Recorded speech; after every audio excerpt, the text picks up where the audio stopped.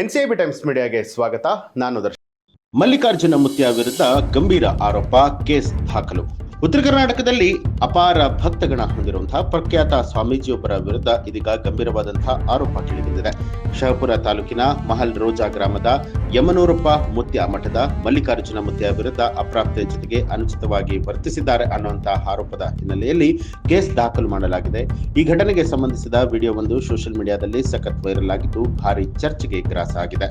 ಕಳೆದ ಕೆಲವು ದಿನಗಳಿಂದ ಸಾಮಾಜಿಕ ಜಾಲತಾಣದಲ್ಲಿ ವಿಡಿಯೋ ತುಣುಕುಗಳು ಸಖತ್ ವೈರಲ್ ಆಗ್ತಾ ಇದೆ. ಈ ವಿಡಿಯೋದಲ್ಲಿ ಮುತ್ಯ ಅಪ್ರಾಪ್ತ ಬಾಲಕಿಯೊಂದಿಗೆ ಅನುಚಿತವಾಗಿ ವರ್ತಿಸಿದ್ದಾನೆ ಎನ್ನಲಾದ ದೃಶ್ಯಾವಳಿಗಳಿದೆ ಅನ್ನುವಂತಹ ಆರೋಪಗಳು ಸಾರ್ವಜನಿಕ ವಲಯದಲ್ಲಿ ದೊಡ್ಡ ಮಟ್ಟದಲ್ಲಿ ಕೇಳಿಬರ್ತಾ ಇದೆ. ಇದು ಭಕ್ತರ ವಲಯದಲ್ಲಿ ಆಘಾತವನ್ನ ಉಂಟು ಮಾಡಿದೆ. ಆದರೆ ಈ ವಿಡಿಯೋದ ಅಸಲಿಯತ್ತು ಇನ್ನಷ್ಟೇ ತನಿಖೆಯಿಂದ ಬಹಿರಂಗ ಆಗಬೇಕಾಗಿದೆ. ಮಲ್ಲಿಕಾರ್ಜುನ ಮುತ್ಯ ಕೇವಲ ಯಾದಗಿರಿ ಅಥವಾ ಕರ್ನಾಟಕಕ್ಕೆ ಮಾತ್ರ ಸೀಮಿತವಾದ ಸ್ವಾಮೀಜಿಯಲ್ಲ. ನೆರೆಯ ಆಂಧ್ರ ಪ್ರದೇಶ, ತೆಲಂಗಾಣ ಹಾಗೂ ಮಹಾರಾಷ್ಟ್ರದಲ್ಲೂ ಕೂಡ ಇವರಿಗೆ ಅಪಾರ ಸಂಖ್ಯೆಯ ಭಕ್ತರಿದ್ದಾರೆ. ಇಷ್ಟೊಂದು ದೊಡ್ಡ ಮಟ್ಟದ ಫಾಲೋವರ್ಸ್ ಹೊಂದಿರುವಂತಹ ಪ್ರಖ್ಯಾತ ಸ್ವಾಮೀಜಿ ವಿರುದ್ಧ ಇಂಥದೊಂದು ಗಂಭೀರ ಆರೋಪ ಕೇಳಿ ಬರ್ತಾ ಇರುವಂತದ್ದು ಎಲ್ಲರ ಹುಬ್ಬೇರುವಂತೆ ಮಾಡಿದೆ. ವಿಡಿಯೋ ವೈರಲ್ ಆಗಿ ಸಾರ್ವಜನಿಕರಿಂದ ತೀವ್ರ ಆಕ್ರೋಶ ಹಾಗೆ ಚರ್ಚೆ ವ್ಯಕ್ತವಾಗ್ತಿದ್ದ ಹಾಗೆ ಪ್ರಕರಣಕ್ಕೆ ಇದೀಗ ಕರ್ನಾಟಕ ರಾಜ್ಯ ಮಕ್ಕಳ ಹಕ್ಕುಗಳ ರಕ್ಷಣಾ ಆಯೋಗ ಎಂಟ್ರಿ ಕೊಟ್ಟಿದೆ.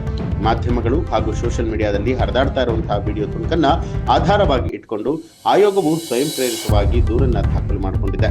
ಮುತ್ಯ ವಿರುದ್ಧ ಸದ್ಯ ಕೇವಲ ಆರೋಪಗಳಷ್ಟೇ. ಪೊಲೀಸ್ ತನಿಖೆ ಚುರುಕುಗೊಂಡಿದ್ದು ವೈರಲ್ ವಿಡಿಯೋ, ಫಾರೆನ್ಸಿಕ್ಸ್ ರಿಪೋರ್ಟ್ ಮತ್ತು ಬಾಲಕಿಯ ಹೇಳಿಕೆ ದಾಖಲಾದ ಬಳಿಕವಷ್ಟೇ ಪ್ರಕರಣದ ಅಸಲಿ ಸತ್ಯ ತಿಳಿಬೇಕಾಗಿದೆ. ಅಲ್ಲಿವರೆಗೂ ಕಾದು ನೋಡಬೇಕು. ಈ ಒಂದು ಮಾಹಿತಿಗೆ ಸಂಬಂಧಪಟ್ಟ ಹಾಗೆ ನಿಮ್ಮ ಅನಿಸಿಕೆ, ಅಭಿಪ್ರಾಯವನ್ನ ಕಮೆಂಟ್ ಮಾಡಿ.